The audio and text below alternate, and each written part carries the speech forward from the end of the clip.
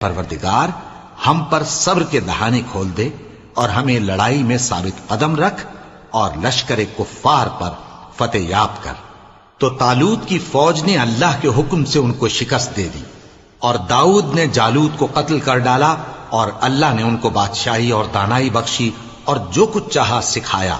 اور اگر اللہ لوگوں کو ایک دوسرے پر چڑھائی اور حملہ کرنے سے نہ ہٹاتا رہتا تو کرۂ ارض تباہ ہو جاتا، لیکن اللہ اہل عالم پر بڑا مہربان ہے۔ یہ اللہ کی آیتیں ہیں جو ہم تم کو سچائی کے ساتھ پڑھ کر سناتے ہیں، اور اے محمد صلی اللہ علیہ وآلہ وسلم تم بلا شبہ پیغمبروں میں سے ہو۔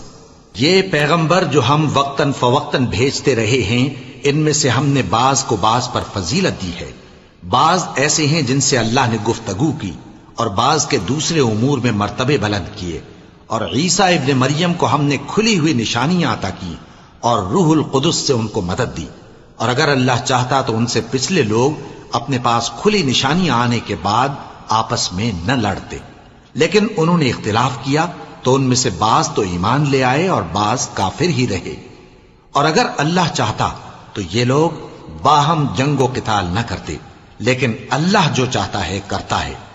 اے ایمان والو، جو مال ہم نے تم کو دیا ہے اس میں سے اس دن کے آنے سے پہلے پہلے خرچ کر لو جس میں نہ اعمال کا سودا ہو اور نہ دوستی اور سفارش ہو سکے، اور کفر کرنے والے لوگ ظالم ہیں۔ اللہ وہ معبود برحق ہے کہ اس کے سوا کوئی عبادت کے لائق نہیں، زندہ ہے، سب کو تھامنے والا، اسے نہ اونگ آتی ہے نہ نیند، جو کچھ آسمانوں میں اور جو کچھ زمین میں ہے سب اسی کا ہے۔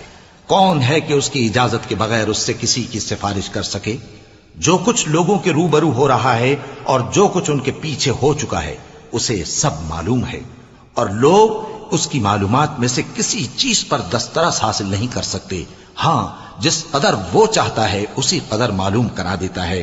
اس کی بادشاہی اور علم آسمان اور زمین سب پر حاوی ہے، اور اسے ان کی حفاظت کچھ بھی دشوار نہیں۔ وہ بڑا عالی رتبہ ہے، جلیل القدر ہے۔ دین اسلام میں کوئی زبردستی نہیں ہے، ہدایت صاف طور پر ظاہر اور گمراہی سے الگ ہو چکی ہے۔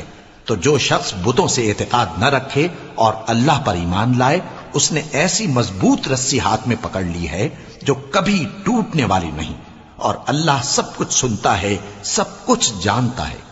جو لوگ ایمان لائے ہیں ان کا دوست اللہ ہے کہ اندھیرے سے نکال کر روشنی میں لے جاتا ہے، اور جو کافر ہیں ان کے دوست شیطان ہیں کہ ان کو روشنی سے نکال کر اندھیرے میں لے جاتے ہیں۔